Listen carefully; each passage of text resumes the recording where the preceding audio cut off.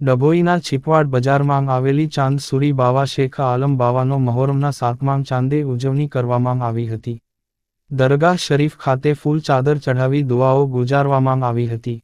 ડભોઈ શહેરના છીપવાડ બજારમાં આવેલા હજરત ચાંદસુરી બાવા અને હજરત આલમ બાવાના ઉર્ષ પ્રસંગે સબીરભાઈ ઇબ્રાહીમભાઈ ખત્રી લાલાવાળાના ઘરેથી સંદલ જુલુસ કાઢવામાં આવ્યું હતું અને દરગાહ શરીફ ખાતે પહોંચ્યું હતું। ત્યારબાદ દરગાહ શરીફ ખાતે ફૂલ ચાદર ચઢાવી દુઆઓ કરવામાં આવી હતી। ઉર્સ મોટી સંખ્યામાં લોકો ઉપસ્થિત રહ્યા હતા। ખાસ દુઆ કરવામાં આવી હતી। આ વખતે ગુજરાતમાં સારો વરસાદ વરસે, માનવ માટે નહીં પણ પશુ પક્ષીઓ માટે તેવી ખાસ દુઆઓ કરવામાં આવી હતી।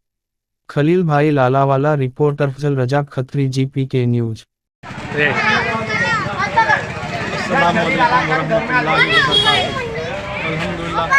મોહરમ શરીફનો 7મો ચાંદ હજૂર પીર ચાંદસુરી બાવા અને હજૂર પીર શેખ આલમ બાવા સાહેબ સરકારના સંદલ શરીફ પેશ કરવામાં આવે છે।